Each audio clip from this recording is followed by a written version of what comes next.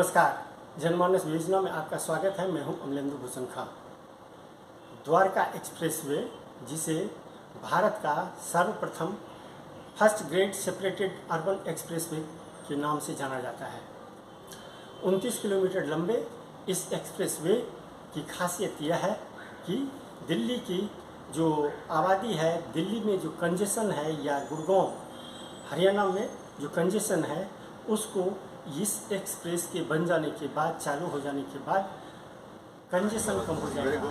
ये टाइप के गाड़ियों की भीड़ नहीं रहेगी, लोग घंटों प्रतीक्षा नहीं करेंगे, जाम में नहीं फंसेंगे और वो अपने ऑफिस, अपने गंतव्य तक समय से पहले ही पहुंच जाएंगे। ये एक्सप्रेसवे जो है, ये जयपुर जाने वाले के लिए भी फायदेमंद होगा। दिल्ली से गुड़गांव, गुड़गांव से दिल्ली आकर के नौकरी करने वाले, हरियाणा से आकर के नौकरी करने वाले के लिए यह एक्सप्रेसवे काफी फायदेमंद साबित होगा। आज इसी एक्सप्रेसवे का निरीक्षण केंद्रीय रोड एवं ट्रांसपोर्ट मंत्री नितिन गडकरी और दिल्ली के उपराज्यपाल ने किया। साथ में प्रवेश वर्मा भी थे और कई पदाधिकारी भी थे। उन्होंने इस एक्सप्रेसवे को जल्द से जल्द पूरा करने के लिए और कुछ जो खामियां सामने आई उसे दूर करने के लिए उन्होंने अधिकारियों को निर्देश भी दिया। हम आपको सीधे ले चलते हैं एक्सप्रेसवे पे जो काम चल रहा है और उसका जो निरीक्षण नितिन गडकरी जी कर रहे हैं, उसे मैं सीधे तौर पे आपको दिखाता हूँ और साथ ही नितिन गडकरी इस एक्सप्रेसवे को लेकर के क्या कहते हैं वो भी आपको सुनाता हूँ। सर, आपके जो भी प्रोजेक्ट हैं उसमें से ज़्यादातर का 2024 सर खिड़की दौला का बहुत पुराना विषय है। बहुत बार इंद्रजीत जी ने, बाकी लोगों ने भी, आज भी मुझे चिट्ठी की है। बीच में हमने जगह पर जगह दी, वो गाँव की, आपको मुख्यमंत्री जगह दिलाई, कोर्ट केस हुई, उसमें भी प्रॉब्लम है। और अब लोग जल्दी ही ऐसी सिस्टम ला रहे, कमेटी अपॉइंट करेंगे, उसका सिलेक्शन करें। दूसरा, ये टनल और ब्रिजेस के ऊपर पेंटिंग कैसे करना है, क्या करना है, दिल्ली का कौन सा इतिहास उसके ऊपर लिखना है, इसके ऊपर भी कॉम्पिटिशन करेंगे। और उद्घाटन करने के पहले हम ऐसा एक सुखी आनंद देने वाला हाईवे बनाएंगे कि जो वर्ल्ड में एक अभिमान का होगा, अच्छा होगा। आप सबको बहुत बहुत धन्यवाद। इसके लिए जो जानकारी जो मैंने दी है, इसके अलावा आपको कुछ पूछना होगा तो आप पूछ सकते हैं। मैंने इसकी घोषणा की, मुझे लगा 30 किलोमीटर होगा, 2-3 हज़ार किलोमीटर हो जाएगा, और ये 10,000 करोड़ का होगा। और ये अच्छा काम अभी हुआ है और इस योजना को हमने अपने हाथ में लिया है। ये 30 किलोमीटर है, 8 लेन एक्सेस कंट्रोल, देश का पहला एलिवेटेड है और इसको 4 पैकेज में कर रहे हैं और इसके 6 लेन सर्विस रोड भी है। हरियाणा में करीब 19 किलोमीटर सिंगल पिलर पर 34 मीटर चौड़ा और दिल्ली में 10.1 किलोमीटर लंबा ऐसा एक्सप्रेसवे बन रहा है। और ये देश का प्रथम सिंगल पिलर, एक ही पिलर पर ये फ्लाईओवर बन रहा है। ये देश में पहली बार बना है। वैसे 8 लेन, इसके पहले नागपुर में हमने बनाया कि एक ही पियर पर नीचे में 6 लेन रोड, ऊपर में 4 लेन ब्रिज और उसके ऊपर में मेट्रो चलती है। अब हम पुणे में ऐसे बना रहे हैं कि नीचे में रोड 8 लेन, फिर 6 लेन ब्रिज, उसके ऊपर 6 लेन ब्रिज और उसके ऊपर मेट्रो। तो पुणे में करीब 35,000 करोड़ की ब्रिज बना रहे हैं, चेन्नई में 12,000 करोड़ का ऐसा ब्रिज बना रहे हैं। तो हमने नई नई टेक्नोलॉजी लेकर आया भी है। जब शुरू हुआ तो डबल डेकर ब्रिज का हमें कुछ विजन नहीं थी, तो आगे का सोचते ये भी करते, पर जैसे जैसे सुझाव आते हैं, प्रयोग होते हैं, तो नई नई बातें होती हैं।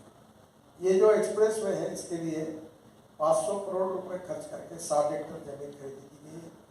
पानी, सीवेज नेटवर्क और हाई टेंशन लाइन को हटवाने पर 500 करोड़ खर्चा। जो हाई टेंशन लाइन 720 kV की थी, मुझे अनेक बार हरियाणा की पावर कारपोरेशन और मुख्यमंत्री के साथ मैंने 5 साल का मीटिंगें लेकर हमने वो प्रॉब्लम को सॉल्व किया। इस एक्सप्रेसवे का रोड नेटवर्क 4 स्तर का है।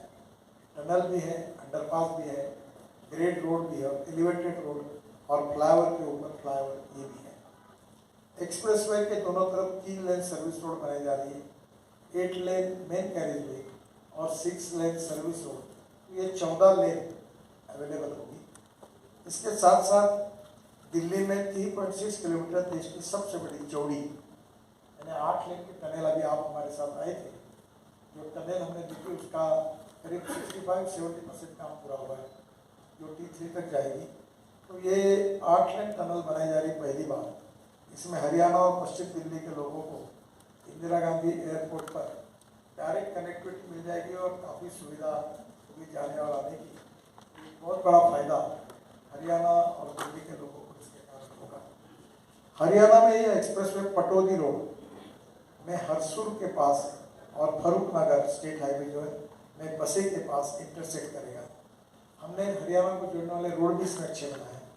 इसके अलावा यह दिल्ली रेवाड़ी रेल लाइन में गुड़गांव सेक्टर 88B के पास और भरतल में UR2 को भी क्रॉस करेगा।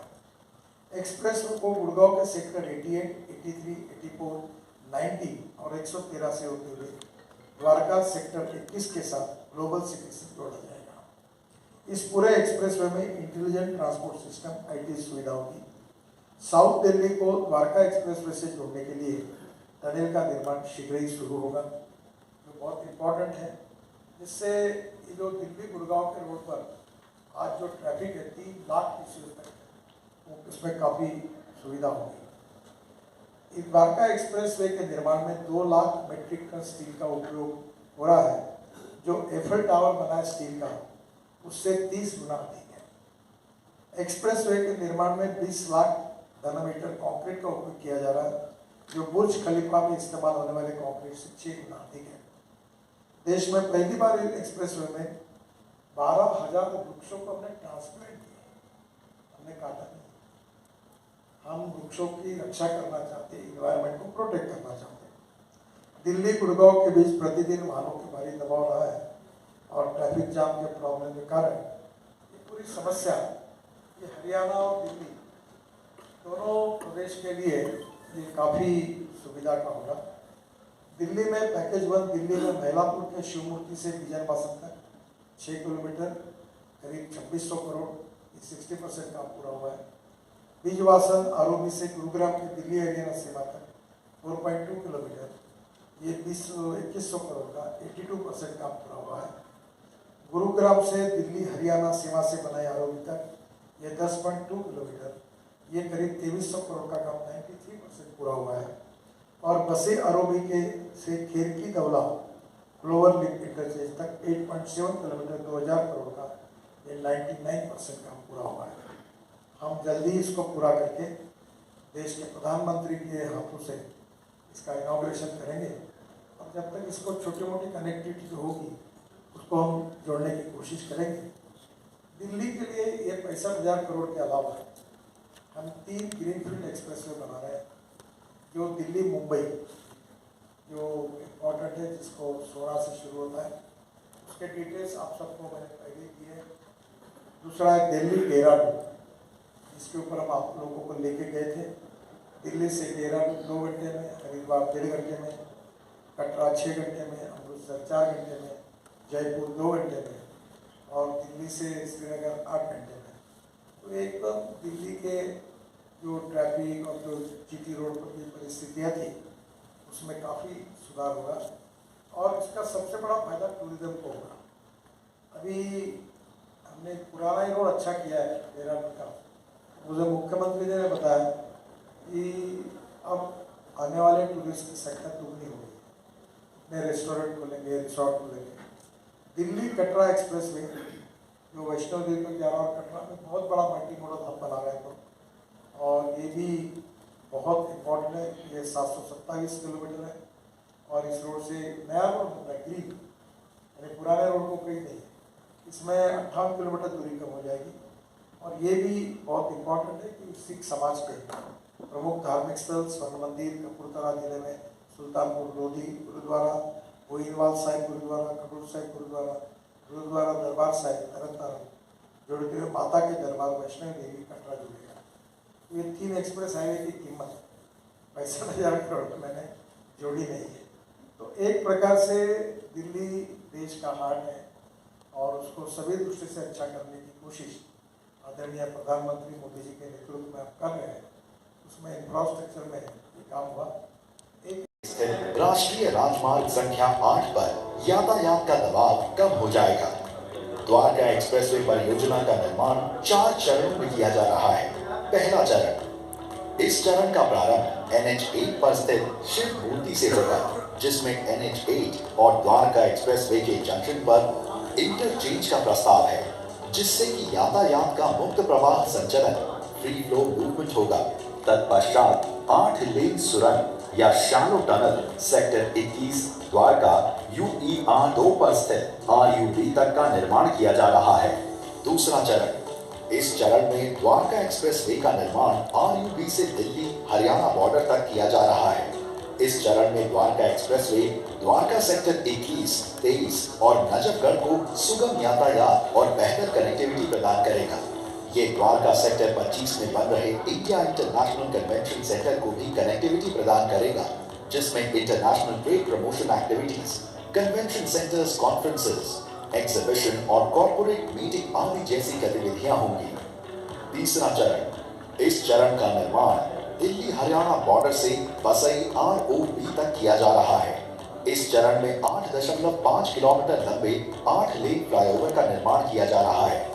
स्थानीय यातायात को सुगम करने हेतु द्वारका एक्सप्रेसवे पर यातायात को अंडरपास, सतही एवं फ्लाईओवर से 3 भागों में विभाजित किया गया है, ताकि यातायात इस तरह से चले कि उपयोगकर्ता अपने गंतव्य तक निर्बाध रूप से पहुंच सके। चौथा चरण, इस चरण में बसई ROB से प्रारंभ होकर खेरकी दौला टोल प्लाजा के समीप NH8 पर द्वारका एक्सप्रेसवे समाप्त होगा। बसई ROB के चौड़ीकरण के साथ IMT मानेसर एवं सेक्टर 88-84 की ओर मुड़ने के लिए ट्रम्पेट इंटरचेंज का प्रावधान है। उल्लेखनीय है कि CPR NH8 SPR इंटरसेक्शन पर क्लोवर लीफ प्रस्तावित किया गया है, जिसकी वजह से दोनों हाईवे पर चलने वाले वाहनों की गतिविधियों में हस्तक्षेप नहीं होगा। खाका है जो आपके सामने दिखाया जा रहा है। 10,000 करोड़ का ये प्रोजेक्ट दो रेलवे ओवरब्रिज, इसका पूरा डिटेल आपके 15 से सामने अधिक व्हीकल अंडरपास एवं 20 भूमिगत पैदल पार पथ का प्रावधान है। इसके अलावा साइकिल यातायात को बढ़ावा देने हेतु सड़क के दोनों ओर 2 मीटर चौड़ा साइकिल कॉरिडोर भी प्रस्तावित है। द्वारका एक्सप्रेसवे नियंत्रित प्रवेश वाला एक्सप्रेसवे होगा।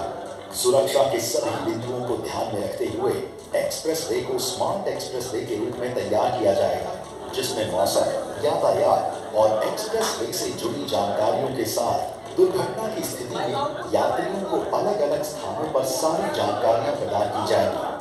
द्वारका एक्सप्रेसवे के पूर्ण होने के पश्चात इस क्षेत्र का विद्युत गति से विकास होगा एवं इस क्षेत्र के आज के लिए बस इतना है। हमें दीजिए आज्ञा। नमस्कार। आप मेरे चैनल को जरूर सब्सक्राइब करें और लाइक करें। आपका बहुत बहुत धन्यवाद।